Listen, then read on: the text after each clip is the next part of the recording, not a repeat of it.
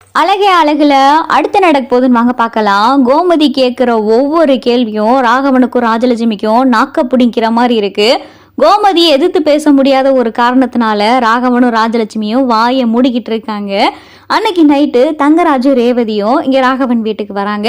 இவர் தான் என் மாப்பிள்ள தங்கராஜ், என் மகளை அப்படி பாத்துக்கிறாரு அப்படின்னு சொல்லிட்டு ராகவன் பூரிச்சு போகவும், அப்படியா இவரையா இவ்வளோ நேரம் பில்டப் பண்ணி பேசிக்கிட்டு இருந்தீங்க, எல்லாரும் என்னமோ சொல்லிக்கிட்டு இருந்தீங்களே, இவரை பார்த்தா ஊரே எந்திரிச்சு நிற்கும், இவரை பார்த்தா பயப்படுவாங்க, இவரை பார்த்தா கையை கட்டுவாங்கன்னு, ஆனா தம்பியை பார்த்தா அப்படி தெரியலையே, தம்பி ரொம்ப சாதுவால இருக்காரு அப்படின்னு சொல்லிட்டு கோமதி சொல்லவும், வந்த உடனே தங்கராஜுக்கு நோஸ் கட்டுன்ற மாதிரி முகம் பார்த்தா ரொம்ப வாடி போயிருது. என்ன இந்த அம்மா இப்படியெல்லாம் பேசுது அப்படின்னு சொல்லி தங்கராஜ் மனசுக்குள்ள நினச்சிக்கிட்டு வந்ததுலேருந்து தங்கராஜ் முகம் ரொம்ப அமைதியாகவே இருக்கு. என்ன மாப்பிள்ள, நானும் வந்ததுலேருந்து உங்களை பார்த்துக்கிட்டே இருக்கேன், உங்கள் முகம் ஒரு மாதிரியாகவே இருக்கு, என்ன மாப்பிள்ள எதுவும் பிரச்சனையா அப்படின்னு சொல்லி ராகவன் கேட்க, இல்லை மாமா இன்னைக்கு உங்களுக்கு என்ன நாள்னு தெரியாதா அப்படின்னு சொல்லி தங்கராஜ் கேட்கவும், என்ன மாப்பிள்ள என்ன நாள் இன்னைக்கு அப்படின்னு சொல்லி ராஜலட்சுமியும் கேட்கவும், அப்பதான் ரேவதி, ஆமால சொல்ல மறந்துட்டோமே, இவர் இன்னைக்கு தங்கச்சி இறந்த நாளாச்சே, அவங்க தங்கச்சியோடைய நினைவு நாளாச்சே, ஐயோ அம்மா கிட்டே அப்பா கிட்டே யாருக்கிட்டையுமே நம்ம சொல்லவே இல்லையே அப்படின்னு சொல்லி ரேவதி ஒரு பக்கம் கடந்து திருன்னு முழிக்க, இங்கே ராஜலட்சுமி பார்த்தா ரேவதி முகத்தை பார்க்க, ராகவனும் ரேவதி முகத்தை பார்க்க, மலர் பாக்யராஜ்னு சொல்லி எல்லாரும் ரேவதி முகத்தையே பார்க்குறாங்க. ஏன் மாமா இன்னைக்கு உங்களுக்கு என்ன நாள்னு உண்மையிலே ஞாபகத்தில் இல்லையா அப்படின்னு சொல்லி தங்கராஜ் கேட்கவும், இல்லையே மாப்பிள்ள வயசு வேற ஆகிக்கிட்டே போகுதே, அதான் என்ன நாள் ராஜலட்சுமி இன்னைக்கு என்ன நாள், இன்னைக்கு எதுவும் முக்கியமான நாளா, ஏன் மலர் இன்னைக்கு என்ன நாள் அப்படின்னு சொல்லிட்டு இங்கே ராகவனு கேட்கவும், கோமதி மீனா ராஜி மதி எல்லாரும் பார்த்தா அவங்கவுங்க முகத்தை மாற்றி மாற்றி பார்த்துக்கிட்டே இருக்காங்க. அப்பதான் தங்கராஜ், அதானே மாமா அதானே, நான் வீட்டுக்குள்ள வரும்போதே கறி வாசனை குழம்பு வாசனைலாம் கமகமன்னு வந்துச்சு, விருந்தாடி வந்திருக்கனால தடபடலாம் சமைக்கிறீங்க, அதெல்லாம் சரிதான், ஆனா இன்னைக்கு என்ன நாள்னு கூட அவங்களுக்கு தெரியாம போச்சு, இன்னைக்கு என் தங்கச்சியோடைய நினைவு நாள் மாமா அப்படின்னு சொல்லிட்டு தங்கராஜ் கண் கலங்கி சொல்லவும், ஐயோ ஆமால மாப்பிள்ள இன்னைக்கு உங்க தங்கச்சியோட நினைவு நாள்னு தெரியாது மாப்பிள்ள, மறந்துட்டோம் மாப்பிள்ள, சுத்தமா மறந்து போச்சு, அடியே மலரு நீயாவது ஒரு ஞாபகப்படுத்திருக்க வேணாம் அப்படின்னு சொல்லிட்டு ராஜலட்சுமி சொல்லவும், இங்க மலருக்குமே ஞாபகம் இல்லத்த மறந்துட்டேன், வீட்டுக்கு கெஸ்ட் எல்லாம் வந்திருந்தாங்கல்ல மறந்துட்டேன் அப்படின்னு சொல்லி மலரும் சொல்லவும், அப்பதான் ரேவதி சமாளிக்கிறதுக்காக, இல்லம்மா நானும் உன்கிட்ட சொல்லணும்னு நினைச்சுக்கிட்டே இருந்தேன், ஃபோன் பண்ணாம விட்டுட்டேம்மா அப்படின்னு சொல்லி ரேவதியும் கடந்து திருன்னு முழிக்கவும், அதான மாமா உங்களுக்கெல்லாம் எப்படி ஞாபகம் இருக்கும், என் தங்கச்சி மட்டும் உயிரோட இருந்தா இப்படி ஒரு நாள்லாம் வந்திருக்குமா மாமா, அதுக்கெல்லாம் காரணம் இவன் தானா அப்படின்னு சொல்லிட்டு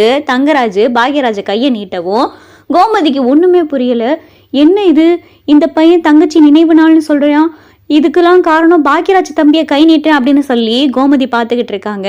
எல்லாம் ஒன்னாலதான் அப்படின்னு சொல்லிட்டு தங்கராஜுக்கு கோவம் வந்து இங்கே பாக்யராஜோடைய சட்டையை பிடிச்சு பழையபடி வம்புழுக்கவும், பாக்யராஜ் எதுவும் பேசாம வழக்கம் போல் அமைதியா நிற்கவும், அப்பதான் சுரேஷ், மாமா வீட்டுக்கு கெஸ்ட் எல்லாம் வந்திருக்காங்க, என்ன பண்ணிக்கிட்டு இருக்கீங்க மாமா அப்படின்னு சொல்லிட்டு சுரேஷ் கொஞ்சம் குரலை ஒசத்தவும், இது தங்கராஜுக்கு பார்த்தா அசிங்கமா போயிடுது, என்ன மாப்பிள்ள இவ்வளவு பேர் முன்னாடி என்னை எதிர்த்து பேசுறியா, இனி அசிங்கப்படுத்துறே அப்படின்னு சொல்லிட்டு தங்கராஜ் கேட்கவும், மாமா அப்படிலாம் இல்லை மாமா, வீட்டுக்கு கெஸ்ட் எல்லாம் வந்திருக்காங்க, பழையபடி முடிஞ்சு போன விஷயத்தை மறுபடி எத்தனை தடவை தான் அண்ணன் இப்படி சொல்லி சொல்லி காட்டுவீங்க அப்படின்னு சொல்லிட்டு சுரேஷ் சொல்லவும், சொல்லி காட்டுவேன் மாப்பிள்ள சொல்லி காட்டுவேன், அந்த ஆறாத ரணமும் வலியும் எனக்குள்ளதானே இருக்கு, இன்னைக்கு என் தங்கச்சியோடைய நினைவு நாள், நான் காலையிலிருந்து பச்சை தண்ணி குடிக்காம என் தங்கச்சியை நினைச்சு வருத்தப்பட்டுக்கிட்டு இருக்கேன், ஆனா உன் அண்ணன் அப்படி இருந்திருக்க மாட்டானே, நல்லா காலையில இருந்து மூக்கு முட்டை தின்னுட்டு போய் அவன் வேலையை சரியா செஞ்சிருப்பானே, அவன் பாட்டுக்கு சுத்திக்கிட்டு இருப்பானே,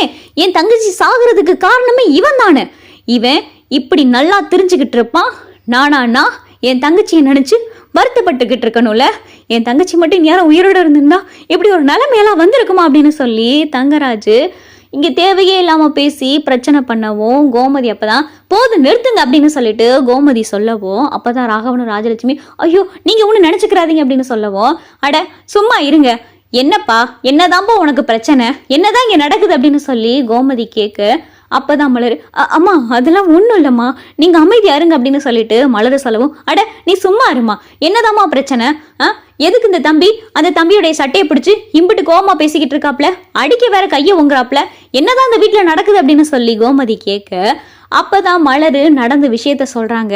இம்படுத்தானா? சரி, இங்க பாருப்பா, உன் தங்கச்சி உயிரோட இல்ல, அது வருத்தப்பட வேண்டிய விஷயம்தான். யாருமே ஒரு உசுறு போனா சந்தோஷப்பட மாட்டாங்க, வருத்தத்தான் படுவாங்க.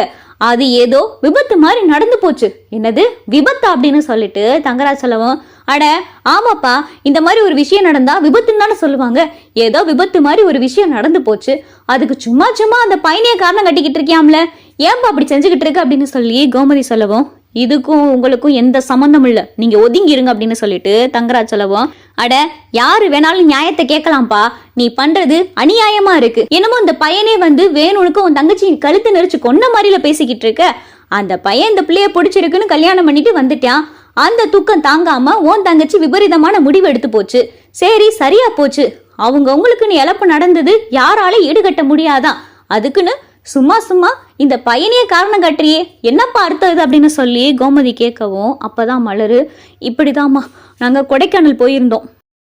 இவருடைய ஆஃபீஸில் ஏதோ வவுச்சர் கொடுத்துருக்காங்கன்னு சொல்லி கொடைக்கானல் போயிருந்தோம். அப்போ இவங்களும் வந்திருந்தாங்க. அங்கேயும் வந்து இப்படித்தான் நாங்கள் தங்கி இருந்தது 2 நாள் தான். இந்த 2 நாளில் இதே பிரச்சனையை காட்டி எங்களுடைய எல்லாருடைய மனசையும் கஷ்டப்படுத்தி இந்த பிரச்சனை தாம்மா அங்கேயும் நடந்துச்சு அப்படின்னு சொல்லிட்டு மலர சொல்லவும், இங்கே பாருப்பா தம்பி, நீ நடந்துக்கிறது ரொம்ப அநியாயம். உனக்கு நடந்ததை யாராலும் ஏற்றுக்கிற முடியாது. அதுக்காக இந்த பழக்கத்தை இத்தோட விட்டுருப்பா அப்படின்னு சொல்லிட்டு கோமதி சொல்லவும், உங்களுக்கு என்ன தெரியும், இதுக்கு உங்களுக்கும் என்ன சம்பந்தம்? விருந்தாடியா வந்தமா, விருந்த தின்னமா, ஊரு போய் சேர்ந்தமான்னு இருக்கணும். அதை விட்டுட்டு எங்க வீட்டு பிரச்சனையில மூக்க நுழைக்க கூடாது அப்படின்னு சொல்லிட்டு தங்கராஜ் சொல்லவும், என்ன இப்படி பேசிக்கிட்டு இருக்கீங்க? வீட்டுக்கு வந்தவங்களுக்கு கொஞ்சம் கூட மரியாதை கொடுக்க மாட்டீங்களா அப்படின்னு சொல்லி மதி சொல்லவும், ஏய் அப்படின்னு சொல்லிட்டு தங்கராஜ் மதியை பார்த்து கையை நீட்ட, அப்பதான் சுரேஷ் மாமா அப்படின்னு சொல்லிட்டு சுரேஷ் தங்கராஜை பார்த்து முறைக்க, என்ன மாப்பிள முறைக்கிற, குரலை ஒசத்துற அப்படின்னு சொல்லி தங்கராஜ் கேட்க, மாமா கொஞ்சம் பொறுமையா இருங்க மாமா அப்படின்னு சொல்லிட்டு சுரேஷ் சொல்லவும், என்னடா நீ இவங்களோட சேர்ந்துக்கிட்டு எனக்கு எதிராக திரும்புறியா அப்படின்னு சொல்லி தங்கராஜ் சொல்லவும், உங்களுக்கு எதிராலாம் திரும்பல மாமா, நீங்க கொஞ்சம் பொறுமையா இருங்க மாமா அப்படின்னு சொல்லிட்டு சுரேஷ் எவ்வளவோ சொல்ல, ஆனா தங்கராஜ் மண்டையில பார்த்தா எதுவுமே ஏறுற மாதிரி தெரியல.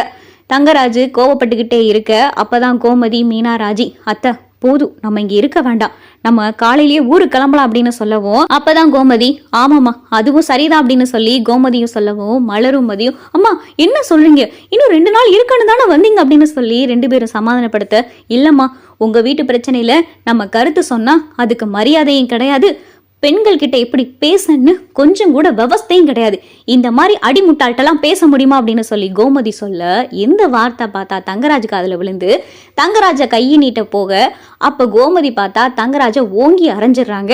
யாருக்கிட்ட என்ன பேசணும், எப்படி பேசணும் கொஞ்சம் கூட அறிவில்லாம நடந்துகிட்டு இருக்க, உனைய இந்த வீட்டுல மாப்பிள்ளன்னு தூக்கி வச்சு கொண்டாடிக்கிட்டு இருக்காங்க. இந்த வீட்டுல இருக்கிறவங்களுக்குலாம் அறிவுன்றது இருக்கா இல்லையான்னு தெரியலையே அப்படின்னு சொல்லி கோமதி பேசவும், வீடையை பார்த்தா மொத்தமா கலவரமா மாறிடுது.